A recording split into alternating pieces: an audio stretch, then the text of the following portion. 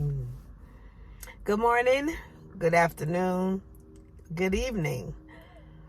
Whichever time frame that you are viewing this video, I was sitting at the park and I was getting some feedback from another video that I had done. And I wanted to come on here for a few moments and talk about being stuck. Life is too short. We ought to live life to the fullest. And things happen to us, and disasters happen, tragedies happen to make us stuck, to put us in a position to where we're depressed and we don't want to do anything. We don't want to live no more. We feel like time done winding up.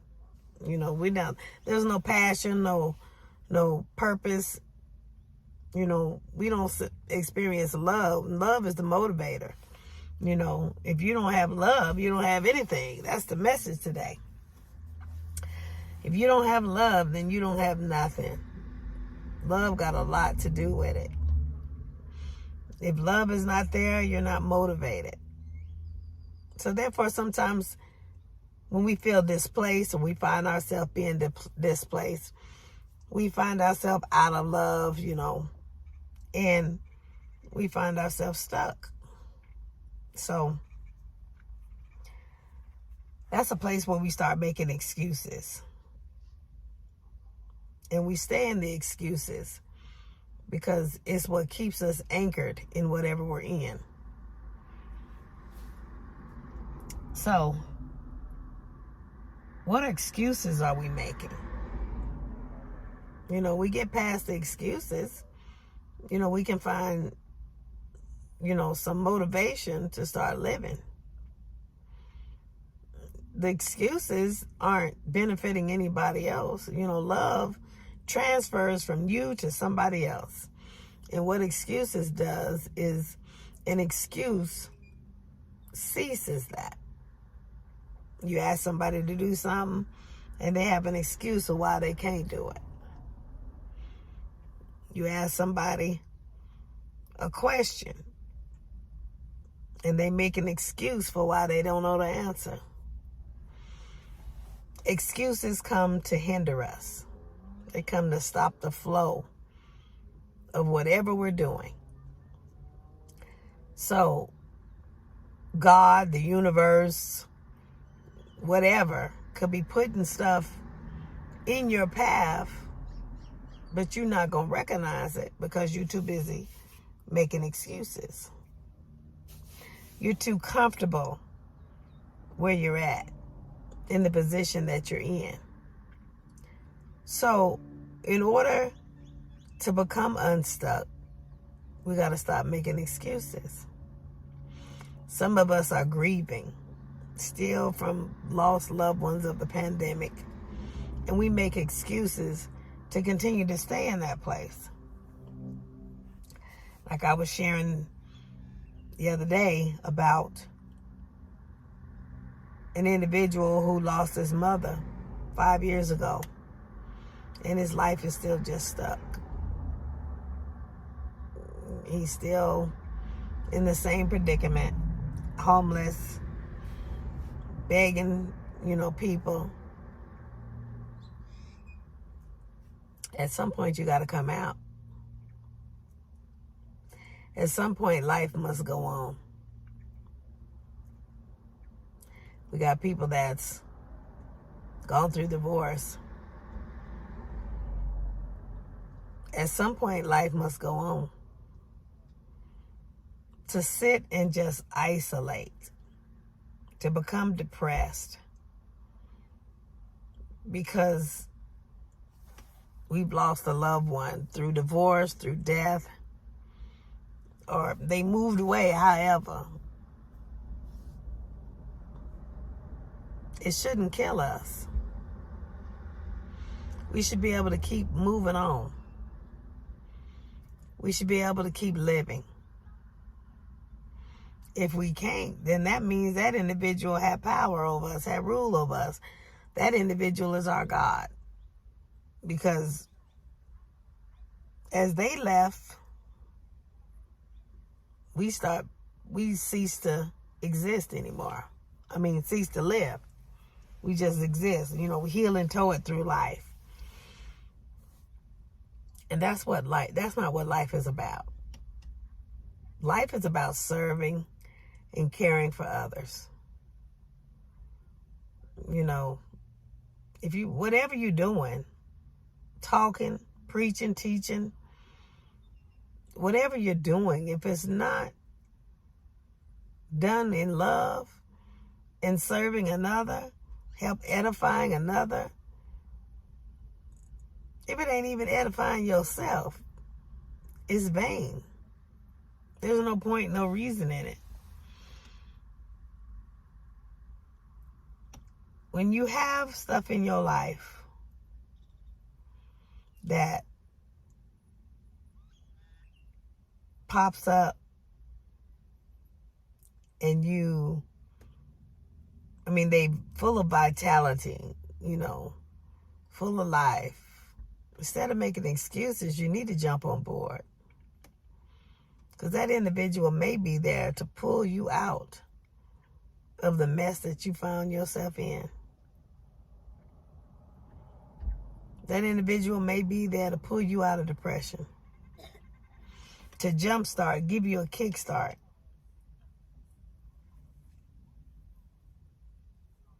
You can't sit around wallowing in depression, because you won't recognize love when you see it.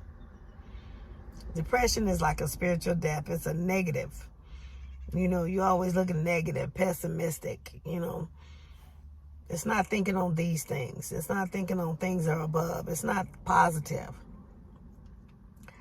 So when love shows up, you won't recognize it. You'll make an excuse to stay in the mess or stay in the state of mind or this frame that you're in. I got a lot of people that I know that are depressed. And they looking at me talking about, I wish I had your energy. I wish I was bubbly like you. Trust and believe, it's work. It's a mindset. You have to choose to live every day. Misery loves company. Therefore, you can slide down in depression at any given moment. But you have to choose. You have to make a conscious decision to live every day. That you have to make a conscious decision to be victorious. That this is not going to take you down. That, there's something more to life. If somebody left you, then there's somebody else greater. That season is over. That's what I'm talking about, the seasons and the cycles. We got to know when we overstay our welcome in a season or a cycle. And we got to know, when a season is over. We got to know when it's time to move. Some of us is stuck because we still going around the same mountains, doing the same old thing. Financially, relationally, just doing the same old thing. Life has become mundane to do the same old thing over and over and over constantly. Wanting something different, but not getting a different result because we're doing the same old thing. That's insanity. Some of us live an insane lifestyle to where we get up and we mundane, we go through this routine, we constantly doing the same thing over and over and over, thinking something else is going to change, something else is going to happen. But if we don't ever do anything different, if we don't ever think outside the box, do something different, then we're going to keep getting the same old thing. If I keep driving down Desert Shores Lane and I don't never make a turn on any other street, then I'm constantly going to be on Desert Shores Lane until it run out. You have to do something different. the first part you need to start is stop making excuses. You got to be able to take risk in life. You got to be anchored in a belief system. Have some morals and some standards about yourself. And be able to take risk. Because if you can't take risk, you're going to be too scared to move. And that's another reason why a lot of people are stuck. They sit in fear. They live in fear. They've been hurt by a loved one. Women, especially. Been hurt by a man that used them or you know, want to live off of them or whatever the case may be. And they decide that they don't want no man no more. That they don't need no man. In order to have God in your life the way God designed, women need a man. I know it's hard to admit, but that's God's design.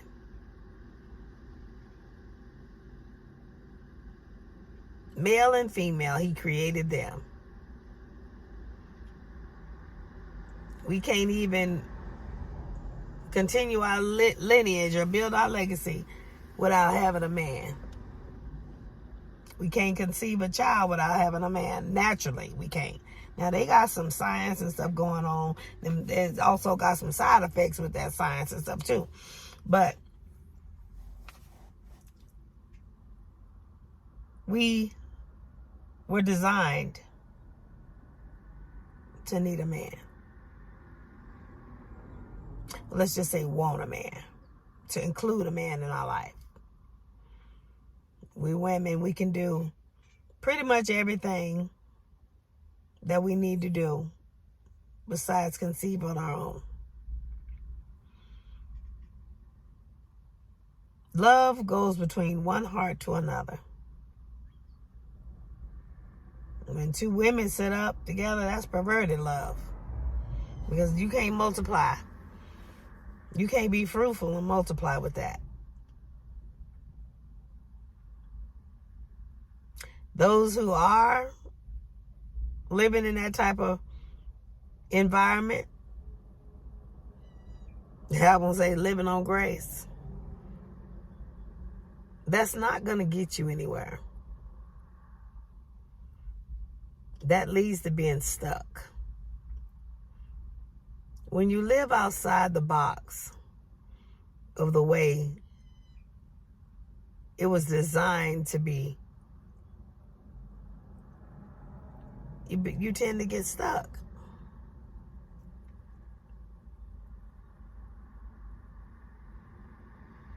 We want children, but we don't want to go the natural way to get children. That's not right. We use up all this energy, battle heart attacks and everything, fighting for our rights to do something that wasn't never designed to be done.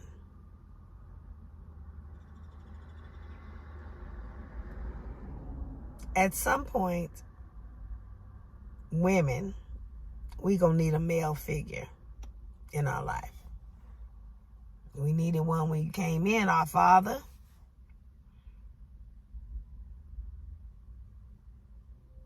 Some of us are stuck because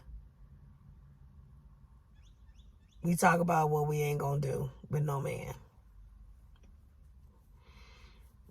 I chased the bag, got all the stuff that I need or felt I wanted, only to find that as I became a pastor, I'm still gonna need a male in my life. You need male ministers to speak to the men. You need, everybody is important. Everybody plays an intricate part. So if you're sitting up by yourself, sitting up alone, trying to be celibate or whatever, that's why you're stuck. Life can't flow by yourself.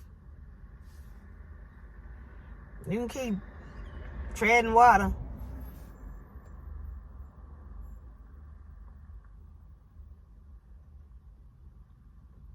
but everything flows.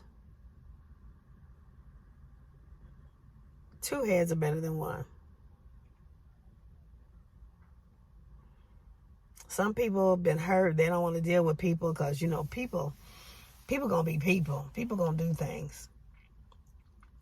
People gonna act. People gonna act out. Some people don't want to deal with it, so they stay by themselves.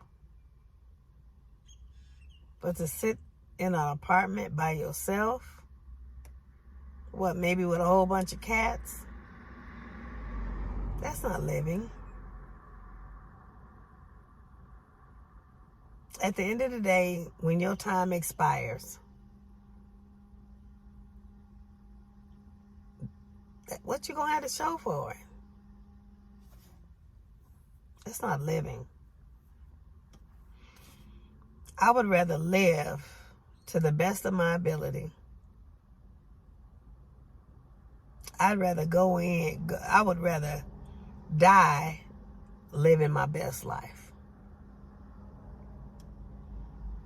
I would rather passion to kill me, not sitting around in an apartment by myself.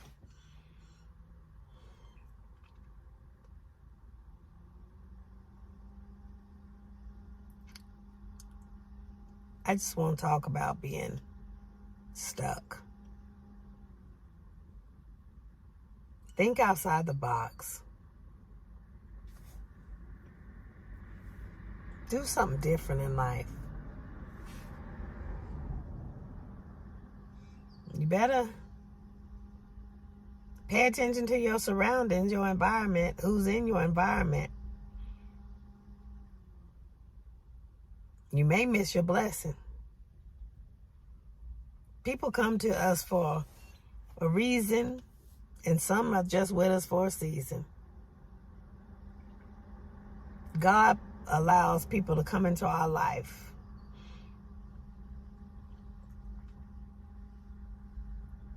they bring a lesson or they bring a blessing.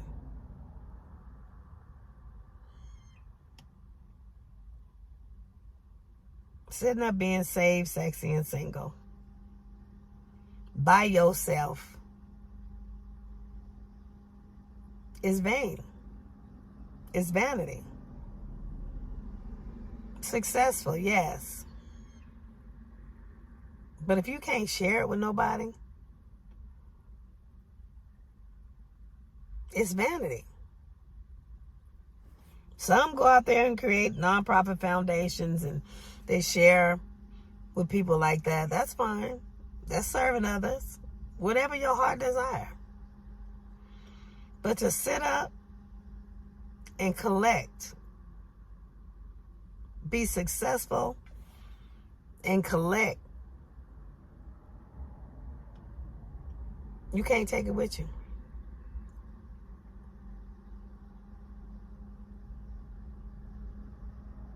Sharing your life with someone, that's meaningful.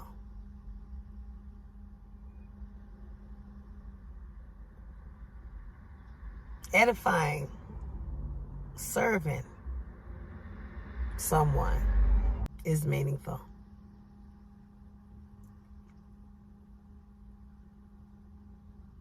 Stop sitting around by yourself, being depressed. That's what the adversary wants.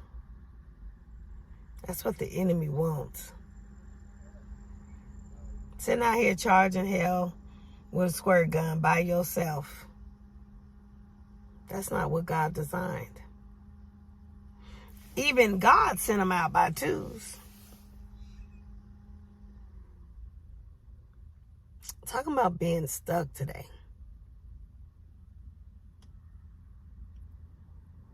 There's no enjoyment. No joy. There's no enjoyment of that. There's no motivation.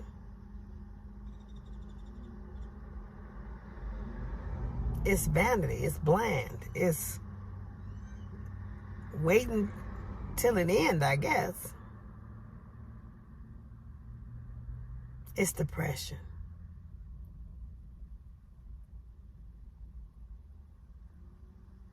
It's a spiritual death. To just wake up every morning, do what we need to do to keep the body alive, to keep the body breathing, and nothing else. That's a mundane life. We charging hell with a squirt gun. We ministering out there, trying to make a difference in people's life, doing what God say do, thus saith the Lord. But what profits a man to gain the whole world and lose his own soul? What profit is there in me teaching and preaching to everybody else, giving glory or watching everybody else get glory?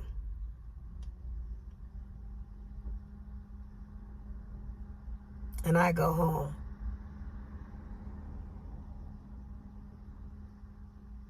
and be by myself, be stuck. My life isn't being edified.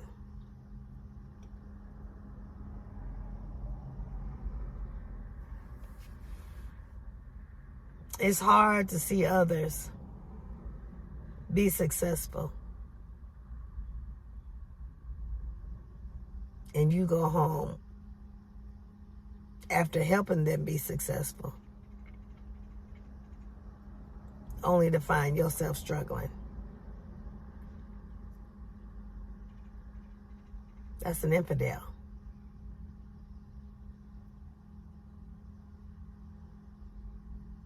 To get up on a soapbox every day or every week and preach life to everybody else, and there's no life in you, that's an infidel.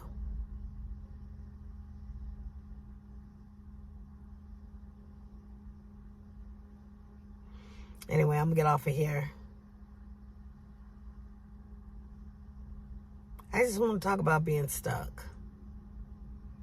We don't know how much time we have on this earth. No man knows the day nor the hour. But as long as we own this earth, we ought to be able to live it to the fullest, to our best bet. Think outside the box. Stop being stuck. If there's some people in your life that are full of life and in your corner, you better jump on the bandwagon, because they ain't there all the time. They come up missing. Anyway, I gotta get ready to go. I want y'all to stay encouraged, stay blessed. There's more to life than having success.